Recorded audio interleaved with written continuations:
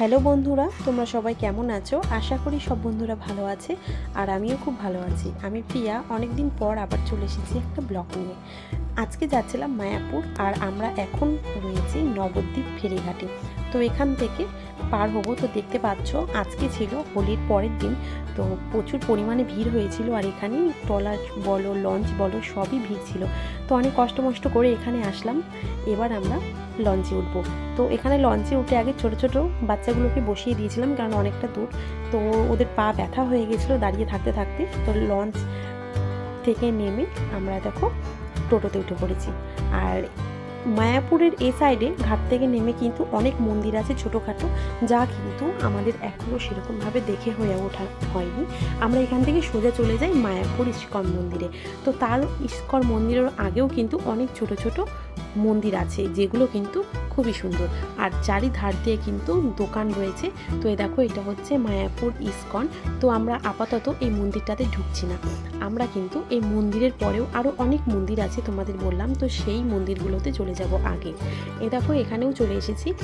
এখানকার সব মন্দিরের ভেতরে কিন্তু ফটো তোলা ভিডিও করা যাবে না, এই জন্য কিন্তু এখানে কোনো ভিডিও ক্লিপও নিতে পারিনি বা কোনো ফটোও তুলতে পারিনি।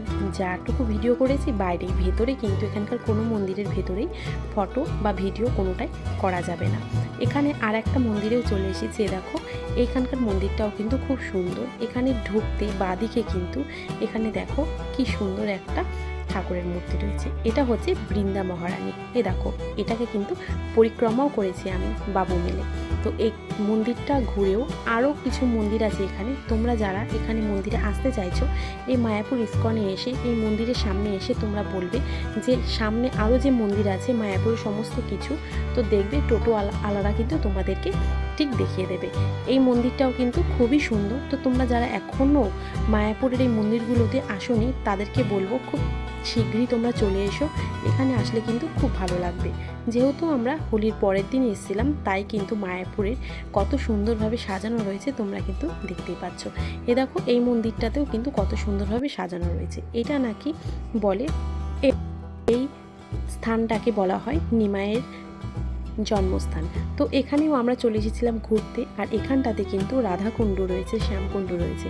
তো বন্ধুরা, তোমাদেরকে বলবো তোমরা যারা এখনও আসোনি তারা কিন্তু খুব শীঘ্রই চলে এসো এই মায়াপুর ঘুরতে।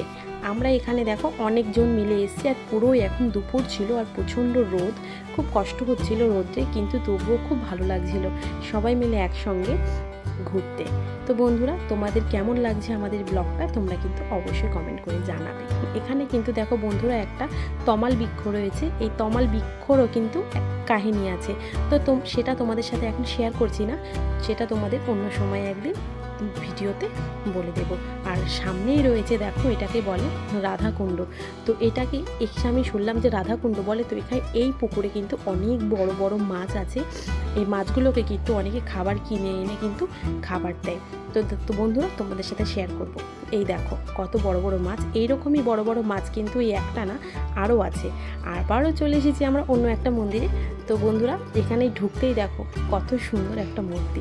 এবার ফাইনালি কিন্তু আমরা চলে এসেছি আমাদের মায়াপুর ইস্কন মন্দিরে। আস্তে আস্তে আমাদের প্রায় 1:30 মতো বেজে গেছিলো। এই জন্য এসে কিন্তু আমরা প্রসাদের কোনো কুপন বা টিকিট কোনোটাই পাইনি। তো প্রচুর পরিমাণে ভিড়, বুঝতেই পারছো। তো একটা হচ্ছে সেই মায়াপুরের মন্দিরটা, আর সাইডেই রয়েছে তোমাদের প্রথমেই দেখালাম সেটা নতুন মন্দির। তো এখানে দেখো খাবার লাইন রয়েছে। তো সবাই দেখো লাইনে দাঁড়িয়ে রয়েছে, তোমাদের দেখায়। তো আমরা তো টিকিট পাইনি, যেহেতু আমরা ওই দিকে ঘুরতে গিয়েছিলাম আগে, ওই জন্য আসতে অনেক দেরি হয়ে গেছিলো, এই জন্য টিকিট পাইনি। তো তোমাদেরকে বলবো তোমরা যারা এই মায়াপুরে ঘুরতে আসছো, তারা তোমরা এসে আগে প্রসাদের কুপনটা কেটে নেবে, তারপরে কিন্তু তোমরা ঘুরবে। তাহলে তোমরা কিন্তু যখনই আসো এসে কিন্তু প্রসাদটা পেয়ে যাবে। আর এখানে দেখো কত সুন্দর মেলার মতো বসেছে, ঠাকুরের কত নানান রকমের জিনিস। আজকে মনটা কিন্তু অনেকটাই খারাপ হয়ে গেছে যে আজকে মায়াপুরে আসলাম, অথচ আজকে কিন্তু মহাপ্রসাদ আমরা খেতে পারলাম না। তো মনে একটু দুঃখ ছিল, কিছু করার ছিল না। তো মায়াপুরের ভেতরেই অনেক দোকান ছিল যেগুলো নিরামিষ খাবার সবসময় করে এখানে। সেখান থেকে কিন্তু আমরা নিরামিষ থালি বিরিয়ানি নিয়েছিলাম, যেটাতে সোয়াবিন আর পনির দিয়ে কিন্তু খুব সুন্দরভাবে রান্নাটা করেছিল। তারপর একটু রেস্ট করে নিয়ে এই দেখো 2 থালা প্রসাদ চলে এসেছে। আসলে কি বলো তো, মনটা খারাপ ছিল। আর দেখো ঠাকুর কিন্তু ঠিক আমাদের মহাপ্রসাদ দিয়ে দিয়েছে। বিকেলেই দেখছিলাম যে ওখানে প্রসাদ দিচ্ছে, তো আমরা সেখানে যেতে কিন্তু প্রসাদ পেয়ে গেছি। আর ছোট ছোট বাচ্চাদের থেকে শুরু করে আমরাও প্রসাদ নিয়ে খেয়ে নিয়েছি। আর সন্ধেবেলা সন্ধে আরতি দেখে বেরিয়েই দেখছি যে প্রচুর পরিমাণে মেঘ করেছে, আর দেখো কত হাওয়া দিচ্ছে। এই জন্য আমরা সেরকমভাবে সন্ধেবেলায় কোথাও ঘুরিনি, তাড়াতাড়ি করে কিন্তু আমরা বেরিয়ে পড়েছি বাড়ির উদ্দেশ্যে। তো দেখো চারিদিকটা কীরকম মেঘলা ওয়েদার হয়ে গেছে, ছোট ছোট কিন্তু বৃষ্টির ফোঁটাও পড়ছিল। তো বন্ধুরা, ব্লগটা তোমাদের কেমন লাগলো আমাকে কিন্তু কমেন্ট করে অবশ্যই জানাবে। ভালো লাগলে লাইক শেয়ার কমেন্ট করে দিও।